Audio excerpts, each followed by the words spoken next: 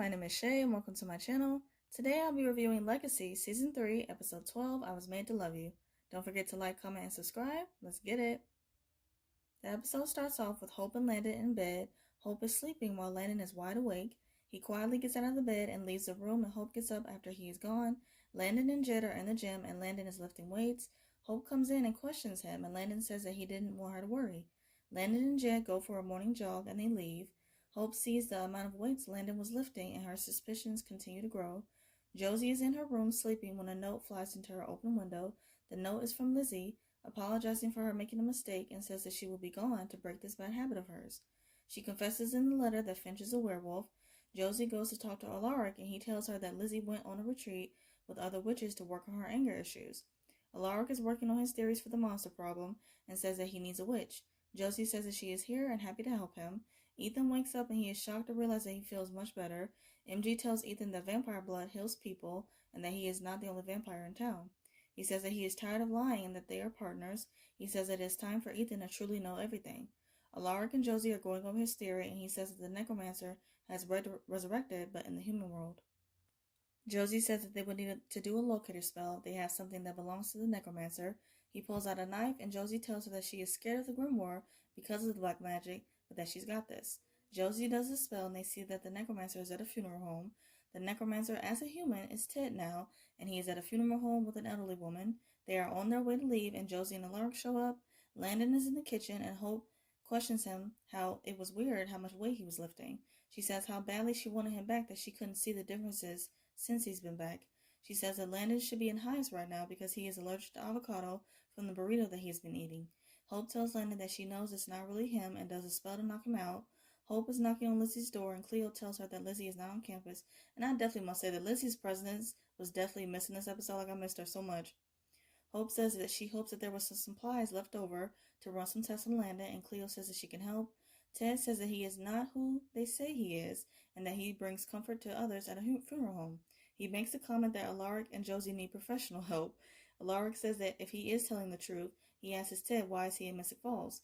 Ted says that he has amnesia and that he woke up in an ice cream store with no memory of what happened. Alaric says that he needs help with the artifact and with what he needs Ted to do is to become a necromancer again. Ted denies that he is a necromancer and Josie siphons him and says that he has magic. Ted tells him to leave and Alaric gives him a bomb so that he can't do anything crazy or bad. Josie says that she will do a shield spell and Alaric kisses her on the forehead and leaves. And that was really cute. MG says that he was trying to protect his friends and that Ethan became one of them. Ethan and MG talk about being a vampire. He asks MG to turn him into a vampire, and from this moment I was like, Ethan, no! Like, why would you want that? Like, you have no idea what you're getting yourself into, buddy. No idea. But okay.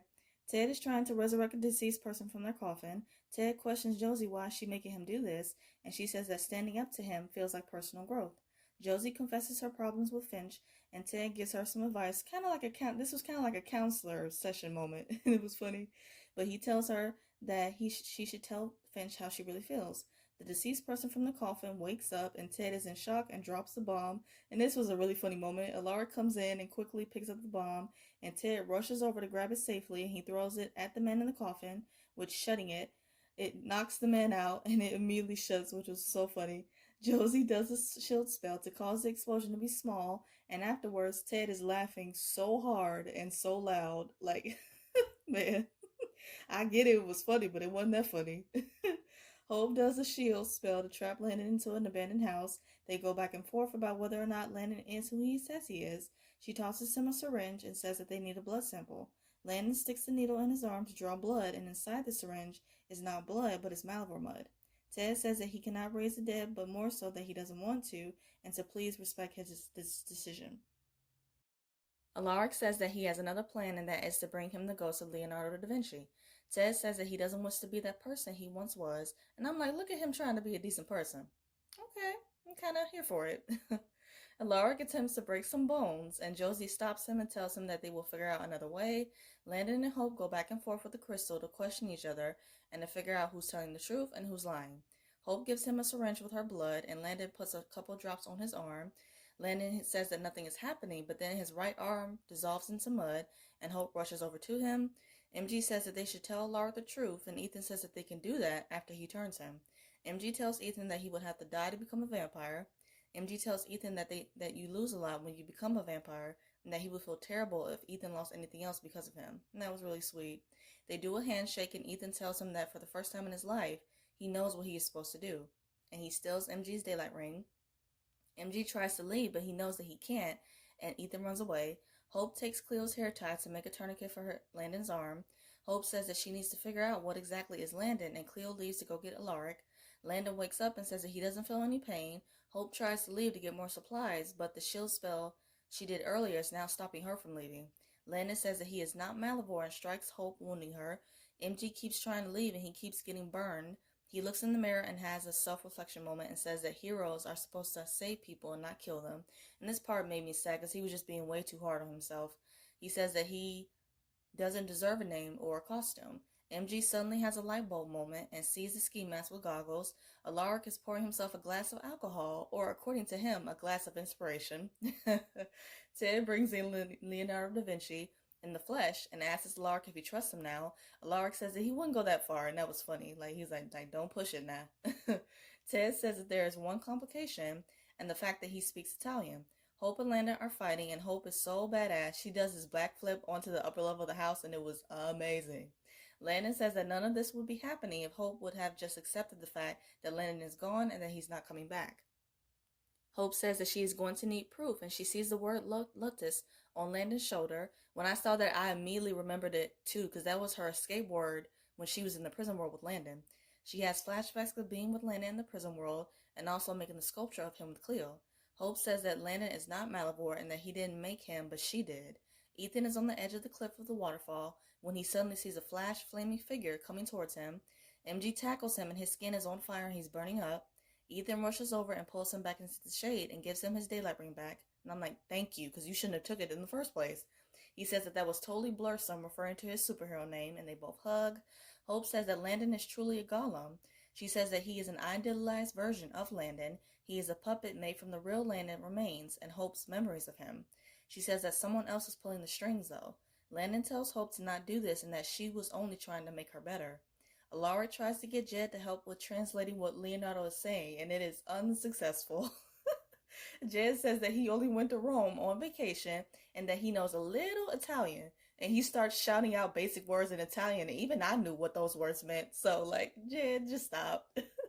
Alaric tells Jed to get out, and Cleo comes in saying that Landon is in trouble and that she needs a weapon. Leonardo recognizes Cleo, and Alaric questions her, and she does a spell to take the weapon. Cleo rushes out the room and does a spell to lock them all inside. Landon tries to get Hope to activate her vampire side, and she refuses, as she should. Landon says that the real Landon was human and that she was always going to lose him at some point, just like she's lost so many other people that she loves. He says that they can be together forever, and Hope bites her wrist and feeds her blood to him. Landon dissolves into mud, and Hope says, one down, one more to go. Cleo comes and stabs Hope, saying that she was thinking the same thing, and I did not see this coming. I did not. And her being the bad guy, well, sort of. It makes for good television, so I get it. But I'm like Tyra. I'm like, we were rooting for you. We were all rooting for you, Cleo. How dare you? Man. Hope says that she thought Cleo was her friend, and Cleo says that she has tried to be. She says that she has gone to great lengths to get them both what they want. Cleo mentions how if Hope cared about anything else other than Landon, she could have figured it out too. Hope says that they know who the real monster is now, and Cleo says that she knows nothing about who she really is. She says that while she is stabbing Hope, not wanting to destroy her, but for Hope to fulfill her destiny to open the artifact. She not only wants Hope to open the artifact, but to free her from Malivore.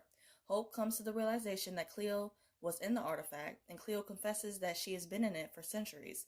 Hope breaks the sword and pulls out the knife, and they are about to fight. Before Cleo can do a spell, a monster shows up, knocking out Cleo. Ted is reading through the grimoire to find a way out of the locked room. He does a spell and says that the other thing needed is a human sacrifice. Ted stabs himself and Alaric rushes over to him. Before Ted takes his final breath, he says that he died knowing that he's no longer a monster in Alaric's eyes. He also says that he accomplished his mission in life and hopes that Alaric will do the same. And this was really sad but beautiful at the same time. Who would have thought that the necromancer of all people would have redeemed himself? Anything is possible. People can truly change for the better. So I love that. After Ted passes away, the doors to Alaric's office open. Finch comes outside and she sees her bike alarm going off. Josie says that she shook it to get her attention. She apologizes for Lizzie's behavior and says that she was looking out for her because she knew how much Josie liked her. She confesses again that she likes her, Finch, in present tense, and that she regrets not saying it sooner. Finch says that she doesn't have a clue what to do about the situation, and Josie tells her about the Salvatore school. She says that she can find the courage to come back, but only if Finch comes with her. Finch asks her if she is done talking, and Josie says that she is, and as she's walking away, Finch stops her and pulls her back, and they kiss, and it's really cute. As they kiss, sparks literally fly from the school lights, and they stop. Finch asks her if it's normal when she kisses a girl if that happens, and Josie says that this never happened before. They kiss again, and Josie smiles. The kiss was adorable. Josie Saltzman deserves happiness, okay? And I am here for this. Ethan and MG are in the truck, and they both confess to making a mistake. Ethan says that they can call it even, that he will remember just being his psychic, and he's fine with that. MG says that they are not friends, and he compels Ethan to not remember anything about vampires or the supernatural world. He compels Ethan to remember that he drove out there to think about life, and that he will feel good about it in the morning. And also that he will never try to harm himself again. Ethan falls asleep, and MG says that he is going to miss him and calls him essential. And the way that Quincy delivered that line was so much emotion. Like, bravo. Like, I felt that. I felt that. He tells him that was going to be his superhero name, and he leaves. I'm going to miss seeing them together because their friendship was so refreshing and just good to watch, so I'm definitely going to miss it. Alaric shows up with his crossbow ready, and the monster shows up. Shows Hope a necklace. The episode ends with Hope telling the monster to take the mask off, and the monster is revealed to be dun dun dun Landon Kirby, the real Landon Kirby, and he is back for real this time. To wrap up this video, I'm going to do 3 quick things. First, my quick thoughts on the episode. I like this episode, particularly the 2 twists in it from Cleo and then the real Landon being the monster. I really miss Lizzie's presence in this episode. She was definitely missed. Ethan and MG's friendship coming to an end was really sad, and I hope that it's not over for good. Second, my thoughts on next week's promo. It pretty much showed that Landon is not the same person he once was before the prison world, and it's understandable. It shows him violently punching someone at school, and Hope asks him what is wrong with him. That'll be interesting. Third, I'm going to do a quick rapid fire of the episode. Favorite scene, Josie and Finch's kiss was super adorable. They're so cute. Favorite quote, you're the bad guy that laughs when Grandpa blows up. Alaric talking about Ted being the necromancer. Favorite duo, Alaric and Josie teaming up and working together to get Ted. I am happy to see these father and daughter moments, even if they are fighting monsters or whatever else they're doing. It's still cute. Favorite look, Josie's dress with the curly high ponytail was super cute, and I loved it. WTF moment, Cleo kind of being the bad guy and trying to kill Hope. I seriously was not expecting that, man. That was so crazy and such a good plot twist. But just like Ted formerly being the necromancer, just like he was able to redeem himself, hopefully Cleo can redeem herself as well, because I really liked her character. So we shall see with that. I hope you guys enjoyed my review of Legacies. I review other shows like All American, Riverdale, Good Trouble, and some other stuff. And if those interest you, please check out those videos on my channel and subscribe. I hope you guys have a great day, stay safe, and see you guys next week.